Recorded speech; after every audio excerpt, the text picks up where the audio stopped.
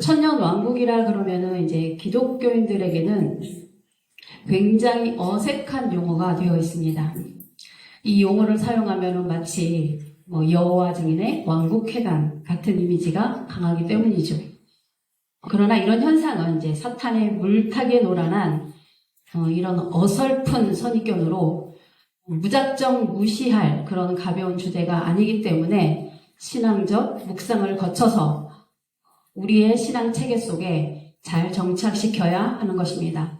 더구나 요즘에는 이제 모두가 말세라는 말을 입에 달고 사는 이 중요한 시점이기 때문에 더욱 정신을 차려서 이런 용어에 합당한 하나님의 뜻을 분별하고 확고한 신앙으로 무장을 해야 할 때라는 것입니다.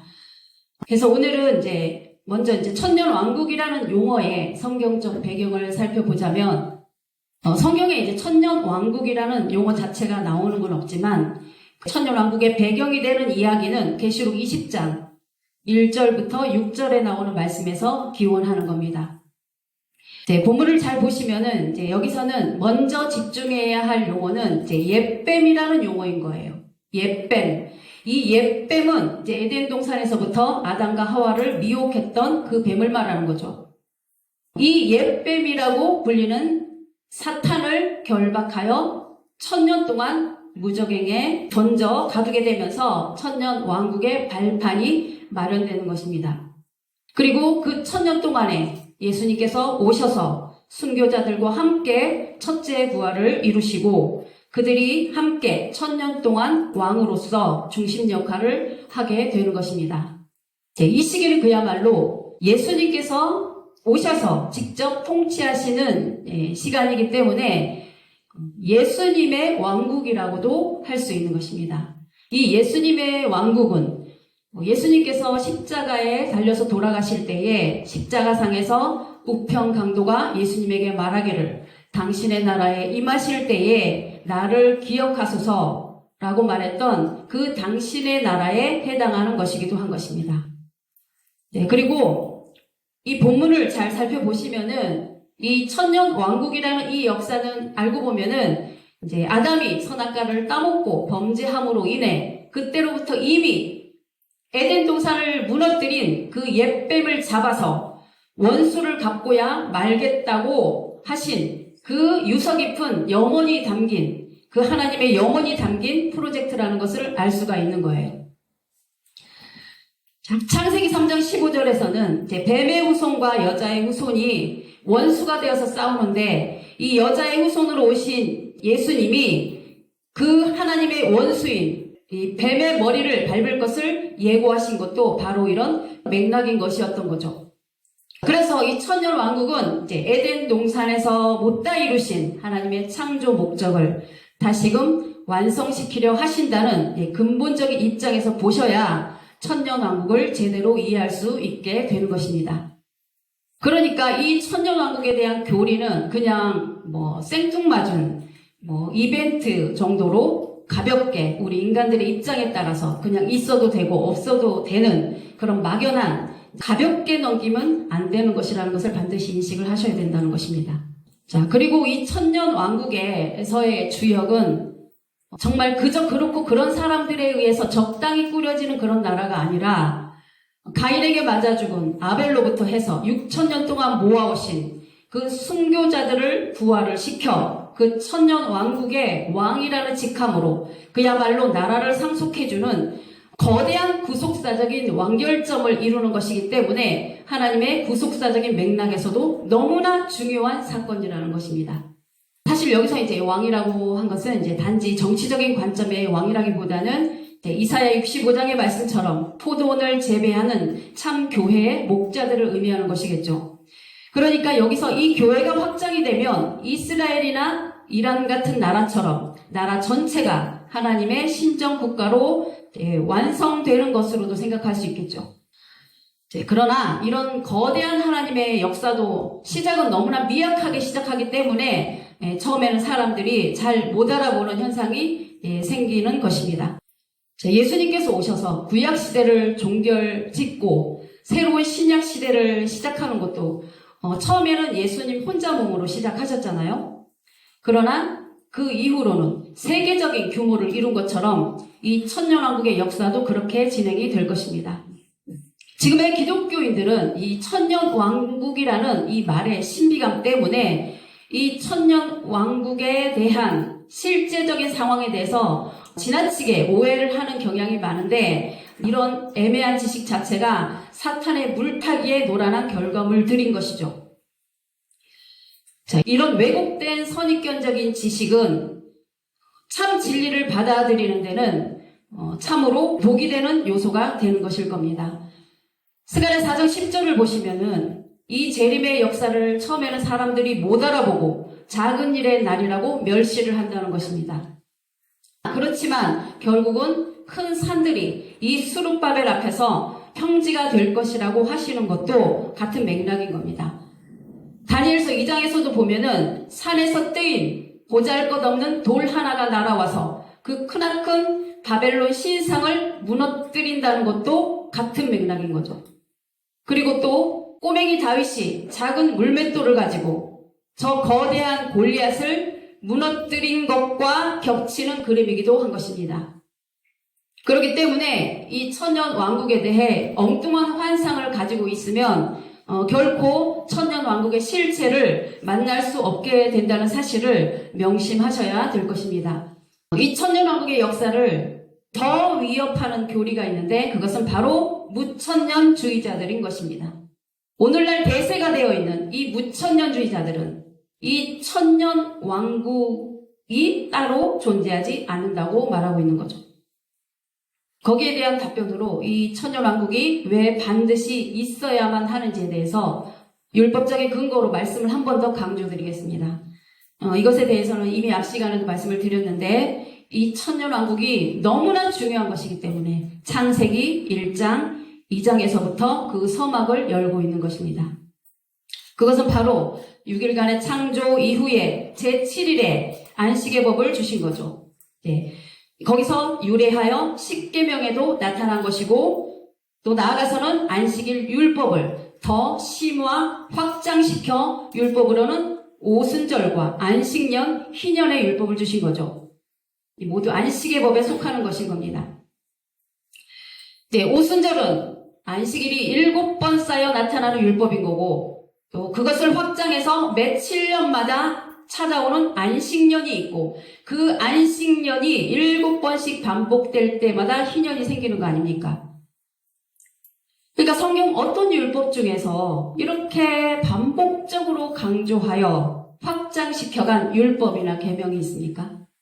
네, 이런 걸 보면서 하나님의 안식에 대한 열망이 얼마나 간절하신지를 읽지 못한다면 그런 사람이 어떻게 하나님의 자녀라고 할 수 있겠습니까? 이런 안식의 율법의 연장선에서 이제 6일에 6천년의 역사가 지나고 제7일째가 되는 새로운 천년의 안식 시대가 열리는 이 엄청난 하나님의 프로젝트 속에서 큰 하나님의 숨결을 느껴보시기 바랍니다. 감히 이름에도 불구하고 천년 왕국이 없다고 가르치는 목자들은 그 옛날 먹지 말라던 그 선악과를 먹어야 된다고 유혹한 그 옛뱀의 후손이 아니면은 어찌 이런 망발을 내뱉을 수가 있겠습니까? 호세아 4장 6절에서 내 백성이 지식이 없어서 망한다는 말씀을 왜 하셨는지를 실감하시기를 바랍니다. 자, 여러분들, 그 안식일의 주인으로 오신 분이 바로 예수님 아닙니까? 예수님의 재림은 이제 안식을 하러 오시는 건데, 자, 이 옛뱀들이 살아서 떼거리로 몰려다니면서 성전이든 침실이든 화장실이든 주방이든 아주 마구잡이로 설치면은 이런 상황에서 무슨 안식이 가능하겠습니까? 그러니까 이 땅에서 설치는 이 뱀을 잡기 전에는 예수님께서도 하나님께서도 절대 안식을 누릴 수 없게 되는 것인 겁니다. 지금의 기독교 세계는 이런 옛뱀에 대해서는 아예 관심조차도 없습니다. 예수님께서는 서기관과 바리새인들을 향하여 뱀들아 독사의 새끼들아 라고 호통을 치셨죠. 이 호통은 세상적인 사람들이 하는 그런 쌍욕을 하는 것이 아닌 겁니다. 이 말씀은 서기관과 바리새인들은 자기들은 하나님을 열심히 믿고 있는다고 생각하고 살고 있지만은 그들은 오히려 뱀의 후손이 되어 뱀의 편이 되어 뱀을 잡으러 오신 여자의 후손이신 예수님을 죽이려 한 그 옛뱀의 후손이라고 선고를 내리신 거라는 겁니다. 자, 그런 상황이 지금의 기독교 세계에도 그대로 재현이 되고 있는 것입니다. 예수님은 안식의 천년 왕국을 건설하러 오시는데 그 천년 왕국이 없는 거라고 외치면서 역사를 정면으로 거역하고 있으니 똑같은 형국인 거죠. 그러니 이런 사람들은 또다시 뱀들이라 독사의 새끼들이라 고통을 들어도 아무런 할 말이 없는 그런 사람들이 되는 거겠죠. 우리 인간들은 이 에덴 동산의 사건을 신화 속에 나오는 막연한 이야기로 생각하는 경향이 많지만은 이것은 절대 하나님에게는 그런 것이 아닌 겁니다. 하나님의 모든 창조 계획을 근본부터 무너뜨린 절대 잊을 수도 없고 절대 용서할 수도 없는 그런 사건이라는 것입니다. 사람들은 그러죠. 다른 사람들의 죽을 병보다는 나의 곧불이 중하다. 자기 돈 100만 원, 1000만 원 사기당한 거는 아주 그냥 분노에 차가지고 숨을 헐떡거리면서 이를 갈지만 하나님께서 뱀의 농간에 이 온 인류와 지구촌을 지옥의 구렁텅이로 빠지게 만든 이 일에 대해서는 어느 누구도 심각하게 생각하고 있지 않는 겁니다. 그러나 하나님은 이 뱀을 잡기 전에는 절대 안식할 수가 없으신 것입니다. 절치부심, 와신상담이로죠. 쓸개를 핥으며 장작더미에서 잠을 자면서 원수 갚을 날만 기다려오신 거죠. 그런데 오늘날의 기독교 세계는 어떻습니까? 하나님의 이렇게 한 맺힌 소원을 마음에 담고 하나님의 한을 풀어드리려고 하고 있습니까? 아니면은 속이 더 터지게 하고 있습니까? 그것도 아니면은 하나님의 역사를 방해하려고 혈안이 되어 있습니까? 그리고 이 천년왕국은 결코 하나님 자신만을 위한 것이 아닌 겁니다. 이 하나님의 원한을 갚는 이 천년왕국의 역사가 우리에게 와야 예수님의 십자가의 구원사역이 완성되는 것입니다. 아담 타락 이후에 창세기 3장 15절의 말씀처럼 성경 역사가 진행되는 동안 여자의 후손과 뱀의 후손은 늘 전쟁을 해왔고 그 싸움들에서는 항상 하나님 편인 이 여자의 후손들이 늘 죽임을 당했고 온갖 핍박과 조롱을 당해왔던 거죠. 결국은 예수님마저도 그 잔혹한 뱀들에게 사로잡혀 십자가의 처참한 죽음을 피하지 못하셨던 거 아닙니까? 그런데 하나님의 자녀들이라고 자부하며 그 이름으로 배불리고 떵떵거리며 살고 있는 이 목자들이나 성도들은 정작은 뱀들의 품에 안겨서 하나님을 조롱하고 진리를 거부하는 작태를 벌이고 있으니 이를 어쩌겠습니까? 이런 상태에서 천년 왕국을 만들어서 물려주면 어떻게 될까요? 아예 뱀의 정체도 모르는데 그럼 또다시 그 뱀들을 다시 초대해서 뱀들의 천국으로 만들지 않겠습니까? 그렇기 때문에 이 옛뱀을 잡기 전에는 결코 천년 왕국은 나타나지 않을 것입니다. 여러분들에게 부탁을 드립니다. 이 천년 왕국이라는 말씀을 가지고 장난스럽게 사용하지 마시기 바랍니다. 여기에는 말씀드렸지만 하나님의 깊고 깊은 한이 맺힌 사연이 있는 역사라는 것을 반드시 명심하시기 바랍니다. 6,000년 하나님의 한을 담은 이 역사를 어느 누가 방해하고 막을 수가 있겠습니까? 이제는 뱀도 꼬리가 잡혔고 이제는 뱀의 머리를 발등상으로 만들어 뱀을 발로 밟아야 하는 시대인 것입니다. 여러분들의 눈에는 안 보이시죠? 말씀의 눈으로만 보이는 역사인 것입니다.